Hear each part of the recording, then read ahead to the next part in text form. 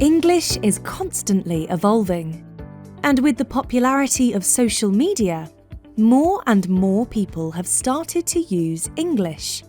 Now, there are around 450 new words that are added to the dictionary by the Merriam-Webster in late 2021. However, 10 such new English words immediately caught my attention, and I'm sure you would love to use them in your regular English conversations. I am Sara, your English trainer.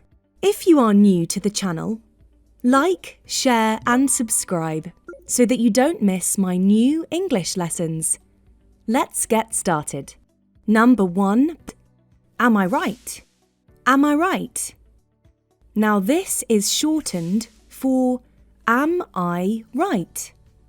Now that's 3 words, but when you combine am I and right, you say, am I right? Well, it's not an acronym, and you will be surprised that this word is now a part of the dictionary. Am I right? You said $300 is your final price. Am I right? Next up is bit rot.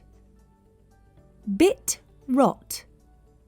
Quite an interesting word, isn't it? What does it mean?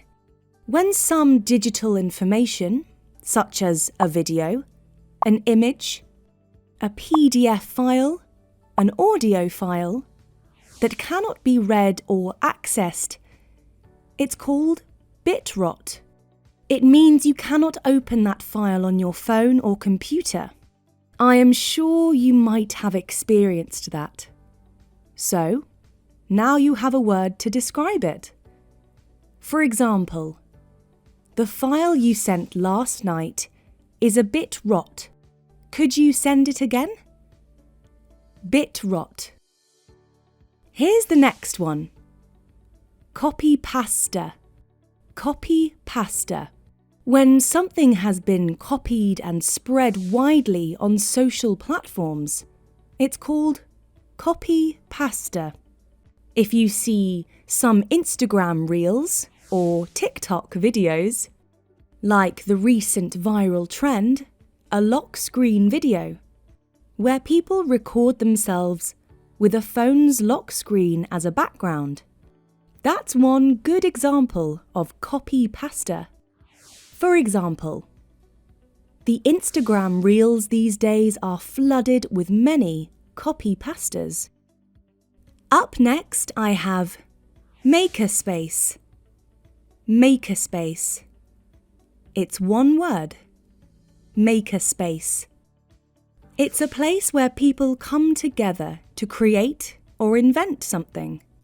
Think of it as an open source platform which you could join to exchange knowledge and ideas. Mostly software programmers join a makerspace to exchange codes and programs. Makerspace. For example, don't forget to bring your project's files along to the Makerspace. That's Makerspace. Moving on. Have you heard about a gig worker? First, let's understand what's a gig. A gig is a job, but for a specific time. It only lasts for a few hours or days. People who take up such jobs are called gig workers. In fact, in this social media age, it's a multi-million-dollar industry. Freelancers, such as voice-over artists, video editors, software troubleshooters, Uber drivers, they all fall under the category of gig workers. For example, instead of taking a regular 9-to-5 job, I prefer to be a gig worker. I make enough money and have time to pursue my MBA. Have you heard about the word homosexual? I am sure you did. People who are attracted to the same sex. But I have a similar word, and that's sapiosexual. Do you know what that means? When two highly intelligent people are romantically attracted to each other, they are called sapiosexual. They find intelligence sexually attractive. I wonder what kind of conversation they would have on a date.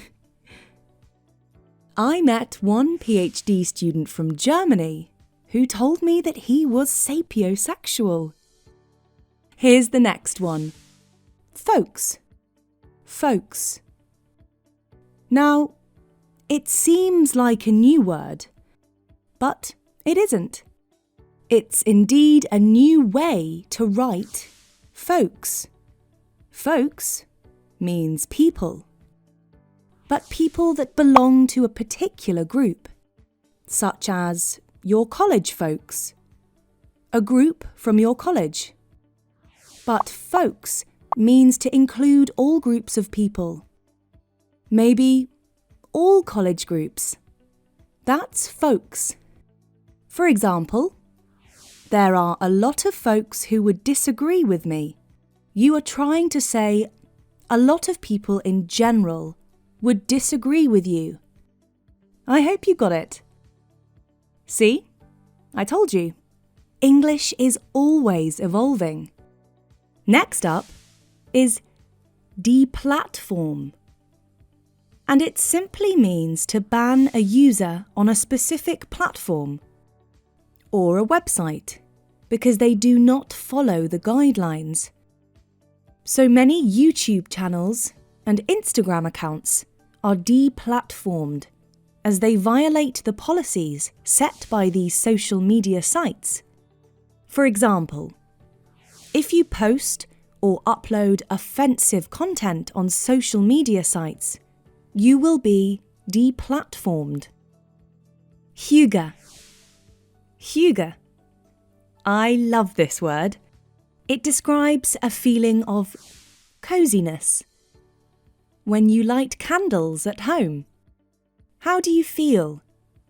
You feel warm and cozy.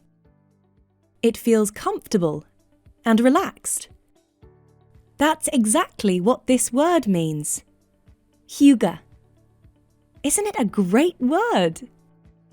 Winter is the most hygge time of the year for me. I love winters, especially end of December during Christmas.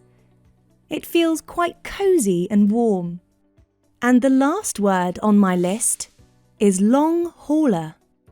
Now, COVID-19 has changed the English language forever.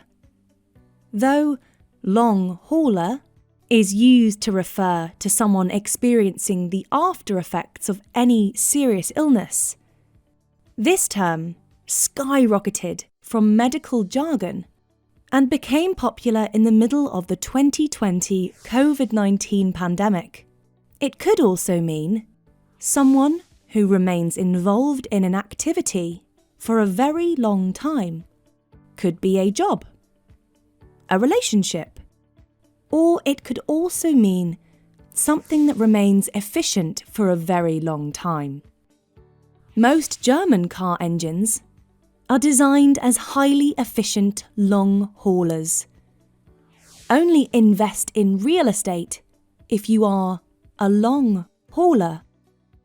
Of course, investment in real estate will give you good returns only if you stay invested for a long period of time. Well, that's all for today. I hope you've enjoyed today's English lesson and would love to use these new English words. If you want to speak fluent English, you have to be a long hauler and look at every opportunity to practice English. I will see you soon with another lesson. Bye for now.